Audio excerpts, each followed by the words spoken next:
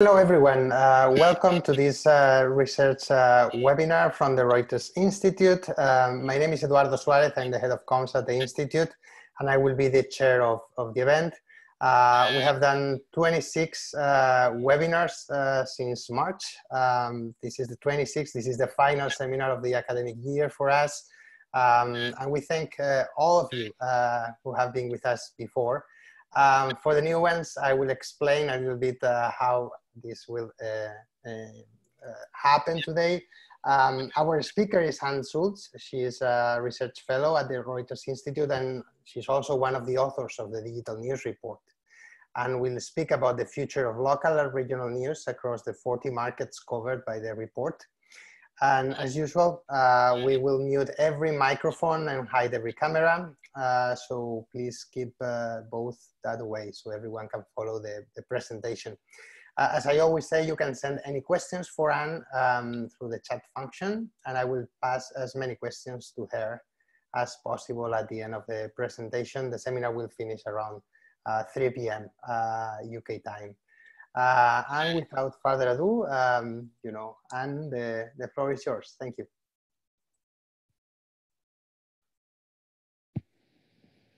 Thank you very much, Eduardo, and hello and welcome everybody. Thank you for joining this webinar, which will focus on local news, so local and regional news. As this is going to be based on the digital news report data that we have published just this June, before I dive into the topic, I will just take a couple of minutes to speak about the larger data set that this presentation is also based on, and provide some information about the methodology of the survey.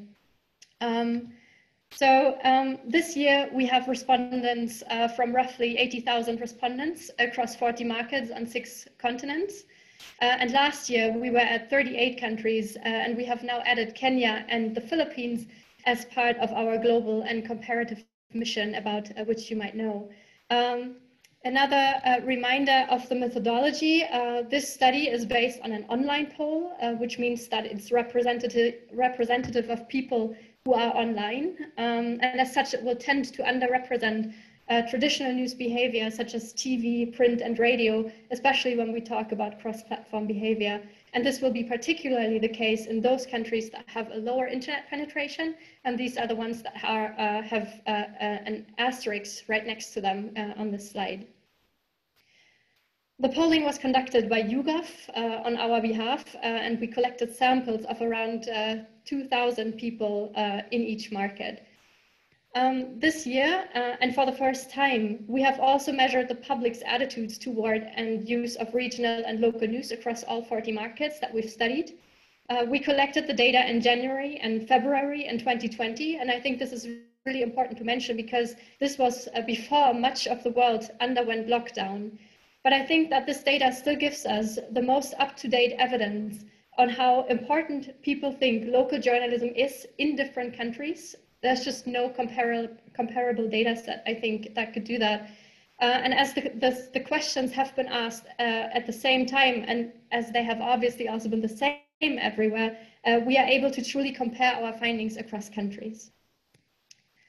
So still some more on the methodology, but straight on the topic, as we have to acknowledge that measuring local and regional news consumption across 40 countries is just not an easy task, as you might imagine. So most of the quantitative research actually that has been done on local news has focused on single countries, what allows you to trace for very specific terms and for the very peculiarities of each specific market or of this specific market that you're looking at. But trying the same or trying to reach the same amount of detail in 40 countries that, as you have seen on the chart before, differ hugely in their size. We have large city-states like Singapore and Hong Kong, and we have also giant loosely connected federations like Brazil and the United States. Trying to reach the same amount of detail that single country studies can reach across 40 countries would have been just impossible. So we went for a rather broad definition of local news, of which we believe that it somehow recognizes these differences, but also provides a common way of understanding how people in different countries think about the news that is closer to their home, or in the words of the actual survey question, news from the city or town, municipality or region that you live in. I will most likely in this talk speak just about local news, but I will have this definition about which you are aware now in the back of my head when I'm doing so. Good, enough of that, and diving more specifically into the topic. I thought I should start this with a brief description of the current state of local news before I dive into that audience data that we've published in the Digital News Report. And if you follow the debate around local journalism, you will be aware of much of this, and I don't aim to bore you with it, but I think it is really important to stress here right in the beginning that local journalism in different parts of the world just isn't doing very well. And it already wasn't well before the coronavirus pandemic, and the pandemic clearly didn't make it better. So the decline of local news has been discussed for more than a decade, and it has now been, I argue, accelerated as measures taken to contain the spread of coronavirus further limit print and often also digital revenues, forcing, and these examples here are now illustrating this from different countries, forcing more cuts and more layoffs and more mergers, more consolidation of the market in some countries, and we come to witness more and more local news outlets going online only or disappearing entirely. And these are all examples from English-speaking countries, ABC News in Australia, the New York Times in the US, or Guardian in the UK, CBC in Canada, but we also see similar pictures in other countries that are non-English speaking. So these developments are very concerning if we consider the particularly important role local newspapers play, or local news more generally play, in terms of serving their communities. The role local journalism plays for a specific country or for a specific community might be very different from case to case, and it will depend on, for example, the degree of regional and local political autonomy in a country. But I think what most also scholars of the topic agree on is that it is hugely important for democracy, as the Nieman Report's headline here shows you, or puts very well, saying that less local news means less democracy. Looking into the scientific literature, I'm citing the director of our institute here, who has published a book about local journalism some years ago, and he summarizes the different functions that local journalism has as follows. He says, local journalism provides information about local public affairs. It holds local elites and at least somewhat accountable. It provides a forum for discussion, and it ties communities together. And you might be able to add even more to that. During the pandemic, local journalism has also proven to be very important. To make that a little bit more graphic, we can look into the US here. And I would like to refer to an article that has recently been published in The Atlantic. So actually by now, that means May. Yeah. So that has been published in The Atlantic in May by Ed Young. And you might have come across it if you've followed this debate. And he termed the pandemic, what I found very interesting, he termed it a patchwork pandemic. And that is to say a non-static patchwork, as he further outlines. And he means by that different states in the US, as we are in this example, have experienced the pandemic in very different ways. And by now, some states seem to have overcome the worst, and in others, the picture is steady. And states like Florida and Louisiana are seeing strong surges at the moment. And as he says that this is non-static, the picture that we're looking at right here might look very different in a couple of weeks from now. Obviously, similar scenarios are also visible in other countries as well. So one example that I can add here is very close to me, that is Germany, where we have seen some local flare-ups in the past months. The most significant one was in North Rhine-Westphalia that you can see here. This could be led back to what turned out to be horrendous working conditions in the meat industry. But we also have Melbourne in Australia at the moment, or Catalonia in Spain. So the main concern that is related to this, and this is what Ed Young, and this was only a tiny part of his longer article, what he flagged was that when national news diverges from local reality, and this is a quote here now, suspicions about whether the epidemic was a hoax will find fertile ground in places with a much more ambiguous experience of the disease. And he concludes from that, and I have that on the slide here, that local media are much better positioned to pick up the nuances of this patchwork story unfolding in the US and in other countries. So clearly flagging the importance of local journalism here during this pandemic. So I think also if this is an example that might be more applicable to some countries than to others, I think it's clear that local news is hugely important for democratic stability and cohesion of communities, now as ever, according to many industry experts and to much of the scientific literature on the topic. But what does the public think? And this is now leading into our study. And we have been wondering, does the public also value local and regional news as much as observers do and scholars of the topic? And I will try to respond to that question using different indicators that we've used in our study, trying to find and provide an answer to that question. I will start with average interest levels in local and regional news reporting in different countries. So across our 40 markets, we consistently find people say they're interested in local news. 47% say to be very or extremely interested, but it does vary between countries. Taking out the UK here at first, we see that interest is lower in comparison to most other countries surveyed. And the reason for this might be that regional or local politics is somewhat less important, especially if we compare it to a country like Germany, that has just such a strong federal system in place and a lot of regional autonomy. And similar reasons might explain higher interest levels in Brazil or Spain. So some countries just have more local and regional focus than others, and this is somewhat reflected here in how interested publics are in local and regional news. There might also be other reasons, though, that could explain these differences. But moving on to the next slide, where we have broken down interest in local news by age, and just showing 3 countries here, but they reflect a pattern that we see in many other countries as well. So mostly we see that older people are more interested in every country, what is a bit familiar from what we know about news use more generally, where the younger are always just a little bit less interested than the older generations. But picking out Norway here, I find this really striking in the middle.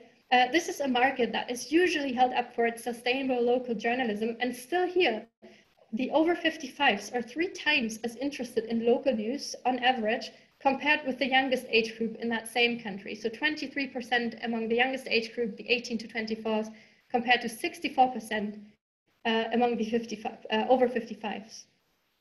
And as I've said, this is the general picture that we see in almost every market. The next slide can maybe help understand why that is, at least in parts. And we think that there are just so many non-news alternatives to traditional local news provision today. And we see that especially social media is becoming very interesting. This is across all 40 markets. And as you can see, that social media is just as important as local television, each with around 30% who say they have used it to get local news. And it is even more important than local radio when we compare average scores across these 40 countries. Focusing on the local newspaper here on the top, we see that it doesn't have a monopoly anymore, but its reach shows us that it's still much more important than television and radio across the board. But this is a little bit different if we go into specific countries, zooming into 4 markets here on that question, starting with the UK and Germany. We see that the higher interest in local news for Germans is also reflected in the higher reach of local news. So they're not only telling us that they're interested in it, they're also using it to a large extent. Germany is also among the countries with strong reading traditions. So we see that the newspaper is just most demanded as a source for local news here. And this is also true for the UK, yet in relative comparison, social media take a bigger audience share in the UK than this is the case in Germany. So we compare 24% in the UK versus 15% who use social media for local news in Germany. And then we also have countries where local television is the most important local news source, what is the case in the USA. The Philippines is another one. But at the same time, the Philippines is among the markets where we see very high reliance levels on social media as well. With 41% of our respondents using it, it is already the 2nd most important source for local news in the country.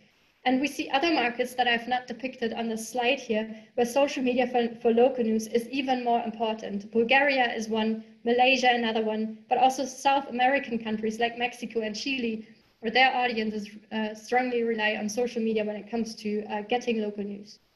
But there's yet no market where the non-news alternatives are on average already more sought after than the traditional local news sources.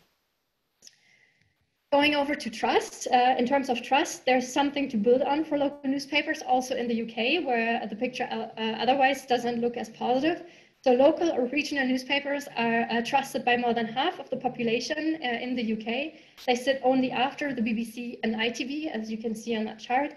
And when we look into some of our other countries, we see that local news fares even better there. They are often actually among the top 4 trusted news brands in many countries. In Norway, taking that as an example here again, they rank 2nd, and in the USA, they are even the most trusted brand in that respective market. Reasons for this might be diverse, just offering one here. It might be that a large majority of local news outlets are actually less partisan.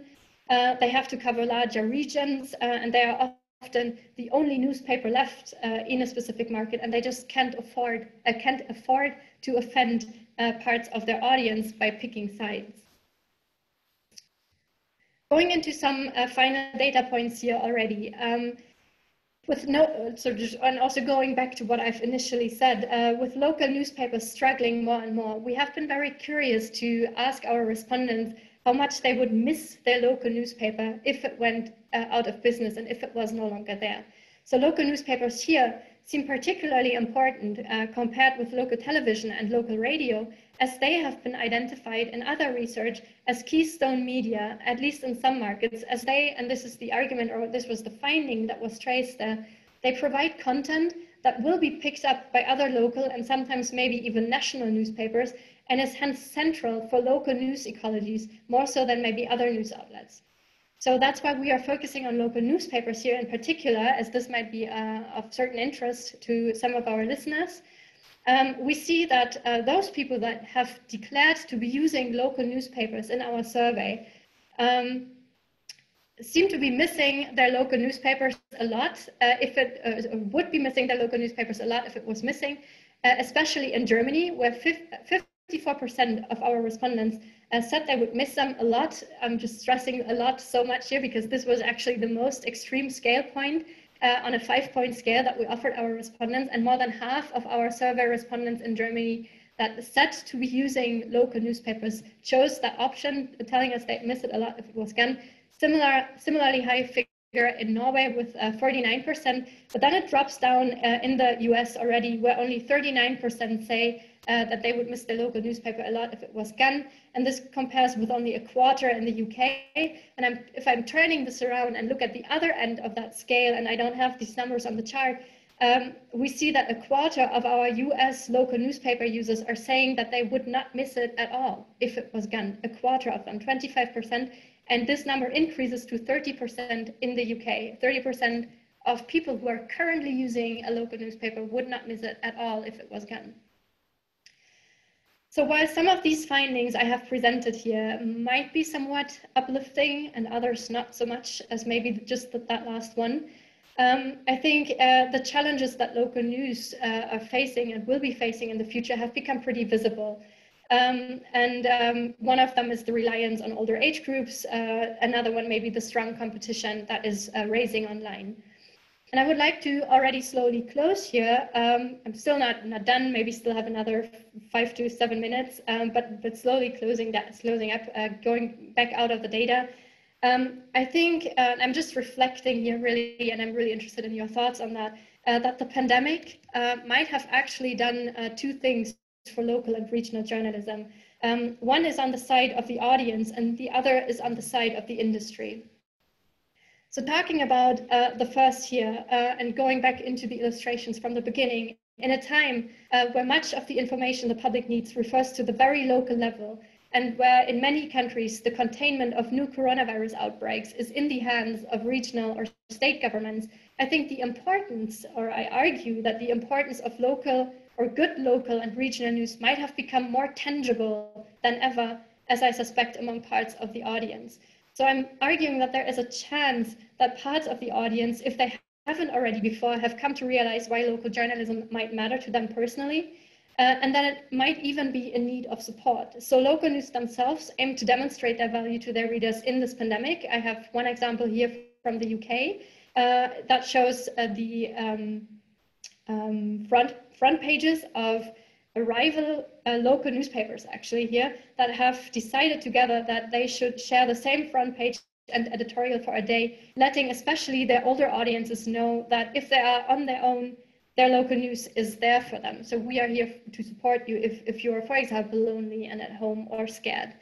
And another example here is from Germany, where the editor of the Hannoversche Allgemeine has written an editorial about why local journalism is important now, but still can't be for free, to explain the situation that local journalism is in to the audience and maybe reach some more subscriptions or donations. And at the same time, and this is the second point, that concerns the local news industry itself more directly, we could argue that this pandemic has created an urgency to innovate that has previously been found missing, as I illustrate here with a quote from Mark Efron, who has been writing about the local TV news market in the US before the pandemic. So this was from 2019. And he used the picture of a slow drip rather than a big hole to describe the decline of local journalism. And if I may slightly alter this picture here, and I know this can go very badly, I think one could also think of a slow puncture in a tire that goes unnoticed, at least for a while. You can still use the bike and it will get you to places, but it's also not a very pleasant ride. And I see now that the pandemic has turned this slow puncture into a much more visible hole, deflating the local news business even quicker, creating just that urgency to innovate that has previously been found missing.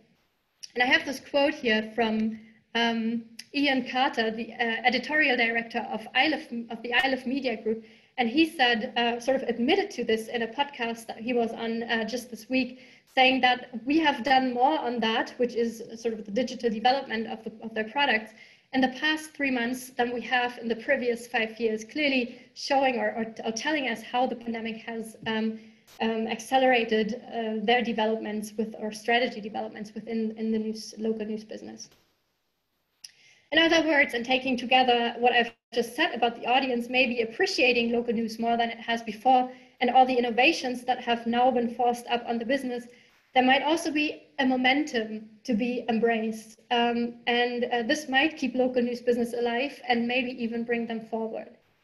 But still, and I have one more point to make, and then I'm through, because I just, looking at the industry data from before the pandemic, and all the newspapers that are closing at the moment or going online only, I just can't end on a very high note here. And something that I haven't been addressing yet is the fact that local news in many countries really no longer seems to be able to stand on its own feet, as governments and platforms have come to support it in different ways. And this is obviously problematic if you want to think of yourself as an independent news outlet. So I'm not even saying that impartiality is immediately or ever compromised by such forms of support, but it will definitely be difficult to justify this in light of populist criticism that questions the independence of media from states. But on the other hand, it is also obvious that if nothing happens, we are risking to create news deserts, where then also the last newspaper that covers a certain region will close down. And this will create information inequalities. It will leave especially older generations and also the region itself behind, as no one is there to represent their interests anymore. So also local politicians will get more to say. They will get more freedom to say what they want and do what they think is right. And this is problematic in so many ways. So going back to this picture that I'm using here, and you might hate it, you might actually like it. To me, it looks like the future of local news might not just be about fixing that tire, but it might be about changing the vehicle. So given the long and ongoing decline of local news, it must be clear by now that doing business as usual just won't be enough to get it back on track. And as I've shown in this presentation, competition online is too intense already, and even readers don't always seem to see its value. So there seems to be need for a fundamentally different business of local news. And the question now has to be how this can look like. There are some good examples already, and I definitely do not want to ignore those, but I think the large majority of local news is struggling, and it would be struggling even more if it wasn't for state interventions and the like. So from a democratic point of view, local and regional news are extremely important, and it is clear that the reality of many people would look very different and be much more difficult without it. So I hope that those of you who are working on solutions can use these numbers that we are providing in our report going forward and finding these solutions that are definitely needed. I hope you enjoyed this presentation, and I'm happy to respond to your questions now. Thank you very much. Thank you so much, Anne. Really, really interesting and well, a bit depressing sometimes, but also, I mean, as you said before, I mean, there are like silver linings also in the data. And I'm curious, and I'm going to start with a question. I remind everyone that, you know, if you have a question for Anne about local news, about the figures of the digital news report on this, just post it on the chat, and I will raise it with Anne in the next few minutes. So my first question is something that you raised before, and it's state interventions and the kind of, you know, state aid programs that we are seeing in some countries. Do you think this is like, this could be at least a temporary solution for local news, and what are the risks and the opportunities that you see in that? So I think I see it as definitely at least a temporary solution. There are obviously different ways of doing this. Some of the interventions are supporting the distribution of local newspapers into certain regions. Like the further out the people live, the more expensive does the distribution get. And if this is supported by tax money, it's sort of an indirect press funding, because it is far away from the content production of things and really just supports the distribution of the paper. This is one thing that could work and is already working. I think Switzerland is doing it, definitely. And then, you know, other ways of doing it. I think France has just introduced a scheme where they will give 50% or up to 50% of tax reduction to people who are now newly subscribing to newspapers, which is also not very direct funding yet, but and also a little bit different from the other example. But the more direct this type of funding gets, the more we need to ask and wonder about about the impartiality and independence of local news outlets. I think also Ian Carter, actually, in that one interview that I've listened to, he was asked about how much he would like such a type of funding from the state, and he said that actually he'd feel very uncomfortable about it. So he wasn't super positive about it, but on the other side, and I think I've said this, it might actually be really needed to go these ways if we don't want to risk creating news deserts. Yeah, because there's a market failure, especially in very small local markets, and no one actually come to the rescue. So definitely. We have a question from Sap Hasri Hannah, and you know, the question is about something that you talked before. You know, local news sometimes, you know, popping up, you know, information that is not entirely true, and you know, these kind of local news outlets that are not actually local and are kind of having a role in the misinformation debate. Do you think, you know, looking at the data, that this is a real problem, or is something that is not, you know, is not so prevalent, and we shouldn't be too worried about? So this will depend probably on the country that you look at.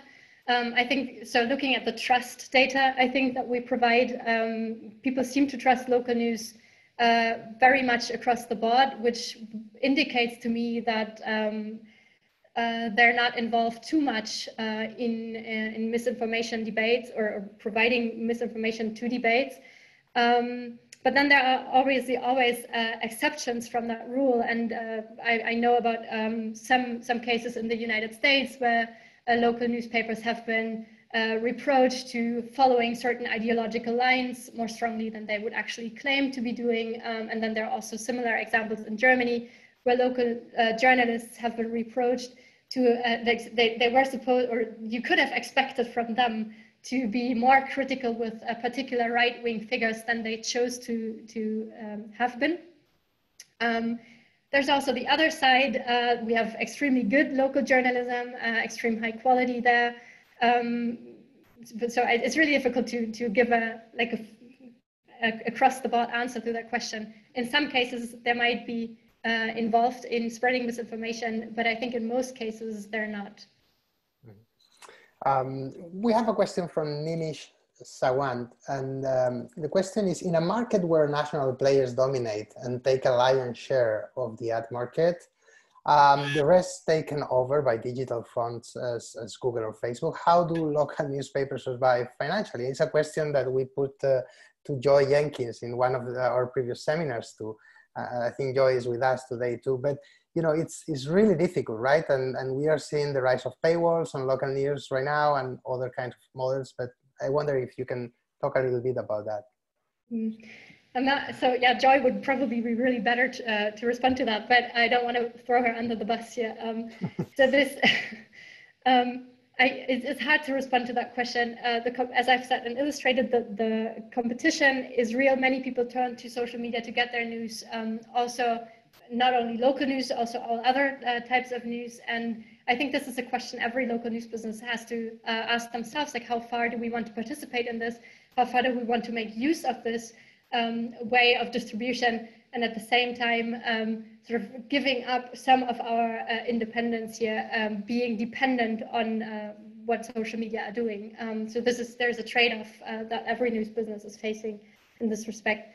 Does that somehow answer that question? I'm not fully able to give a good response, I guess. I think it's good enough. We have a question from Christoph Plate on the figures themselves. Are your findings, or these findings, that the interest of all the readers is the same, let's say in Kenya, India, or Germany, or are there stark differences? You know, in figures like the special interest of older audiences, for example, others. Is this something that is very varied by country, or is kind of similar?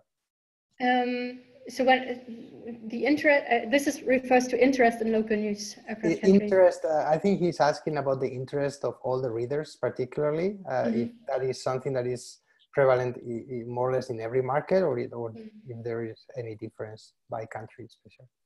So as he mentions Kenya as well, from the top of my head, I don't know how the numbers look like in Kenya, but the pattern that I've shown, the older audience segments being much more interested than the younger audience segments, this is a pattern that reoccurs across countries.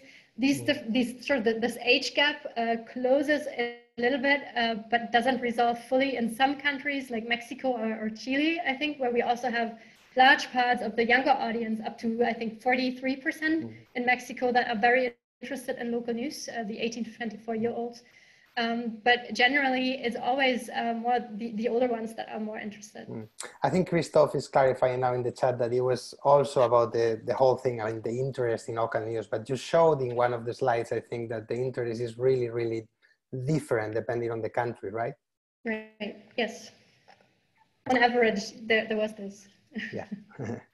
Okay, so we have a question from our dear friend Seth Lewis, who is with us today too.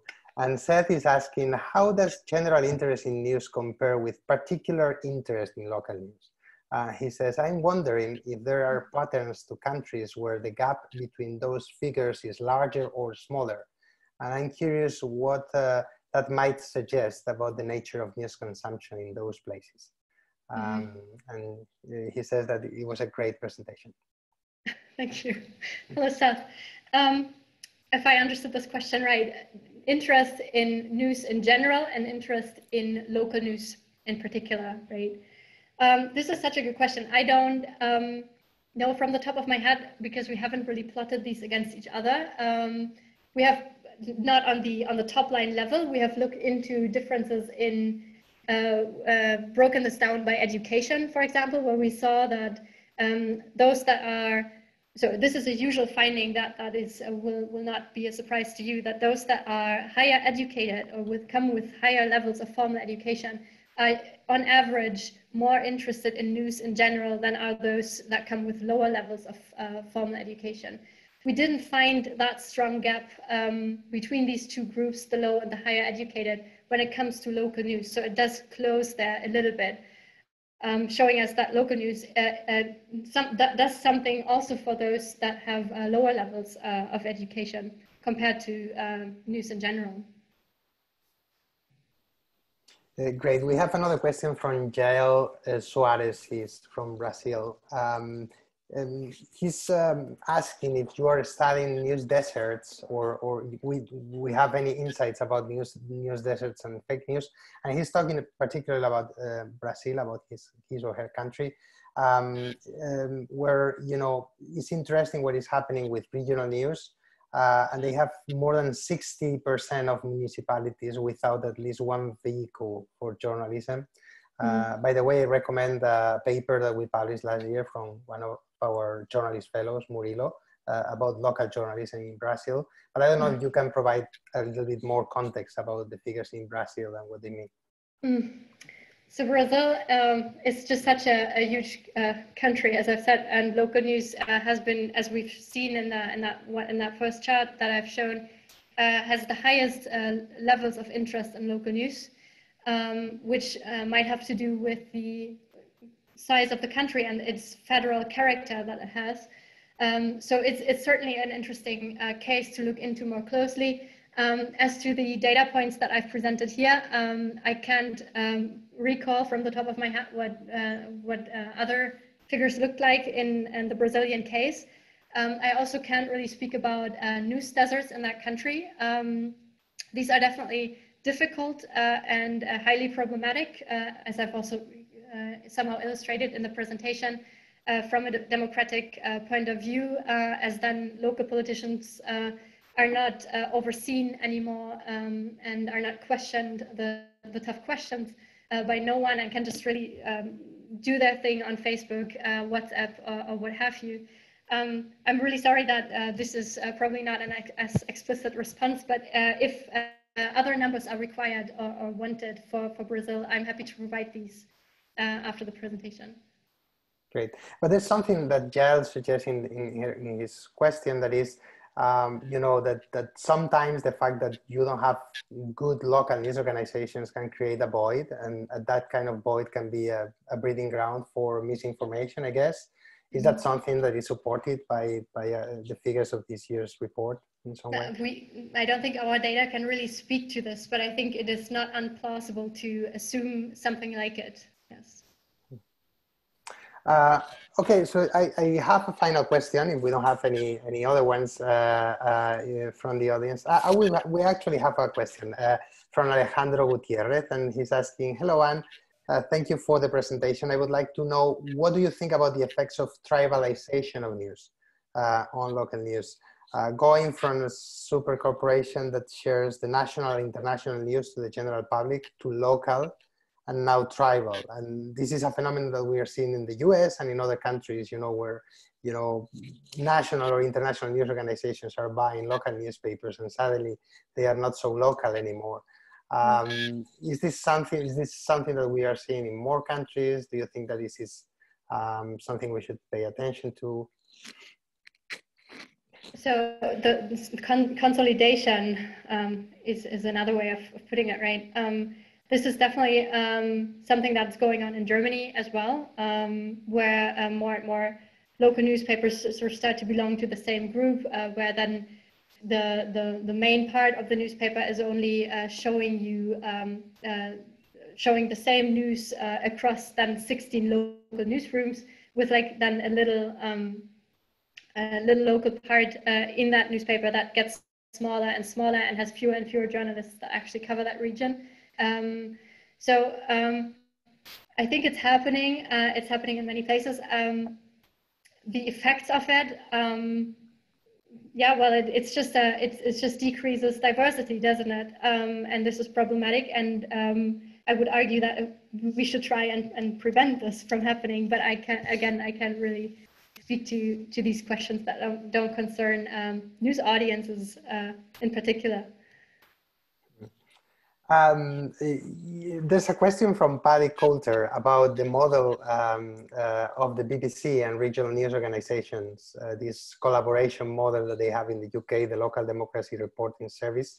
Do you think this is something that could be rolled out anywhere else, or is something that is pretty much unique to the UK, especially because the BBC is such a strong presence here in the UK? So I must admit that I don't really know how this is set up, but I think, again, I can only always compare, or best compare to Germany, but I think the ARD and ZDF in Germany also have strong regional news providers, both radio and television. And I think it could work in other countries as well, but I just know too little about it to give a good response to that question.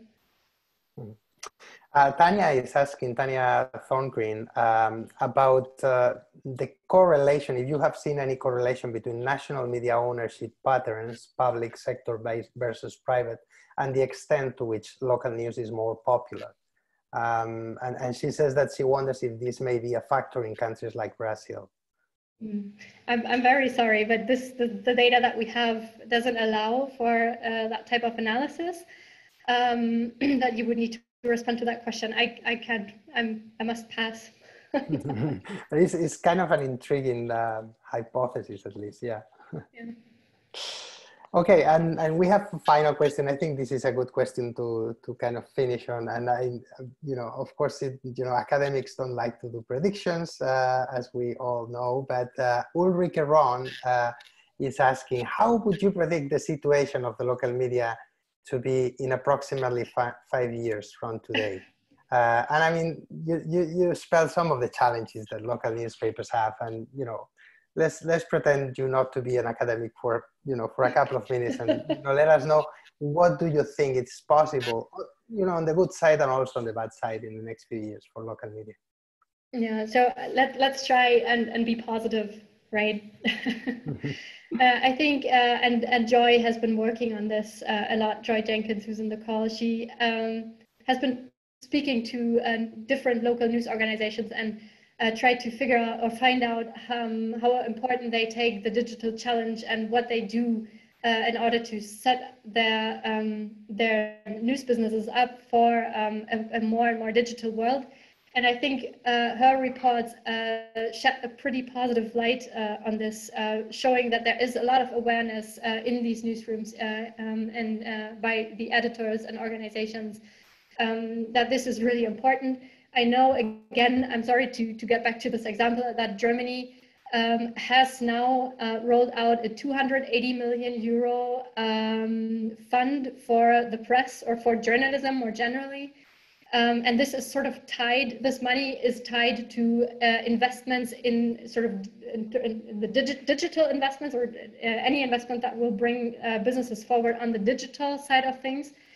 It was a bit debated because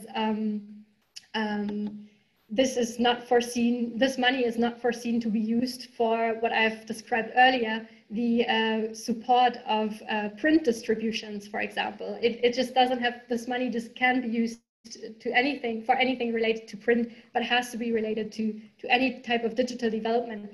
And so if this is done, I think the news market in Germany, including the regional and local news market, in 5 years from now, will look much more digital than it does right now. And this might also involve some new business models that are being tested by different news outlets. I know that membership models are getting more and more, for example, and also those have been shown to be pretty successful in the crisis. It's still a struggle, but they're doing better than those ad-based formats, of course. So yes, I think this was sort of a wake-up call, this pandemic. It should be taken and understood as that, I think. And with the money that is currently, at least in some countries, running into journalism, I wouldn't be so negative about the situation around local and regional news in approximately 5 years from today. Great, so that's a great note to finish the webinar. Thank you so much, Anne, for your time, and thank you everyone. And we always say the same. I mean, we know how important your work is if you are an academic or a journalist, so we really appreciate the time that you spend with us. If you have signed up for this webinar, you will receive the video of the presentation and the slides, and the video will also be on our website. I mean, we have organized 26 online seminars since March. Almost 2,000 people have signed up so far, and all of the videos of all of the seminars are on our website. You can find them there, you can share them, you can watch them again whenever you want over the summer. As we always say, please wash your hands, wear a face mask if you can, because it's really rough out there. And we really appreciate that you had the time to be with us today. We will meet again for more seminars in September. And in the meantime, we hope that you really enjoy the summer if you can, and take a rest, because it's been a rough year for everyone. Thank you so much, and see you in September. Bye-bye. Thank you.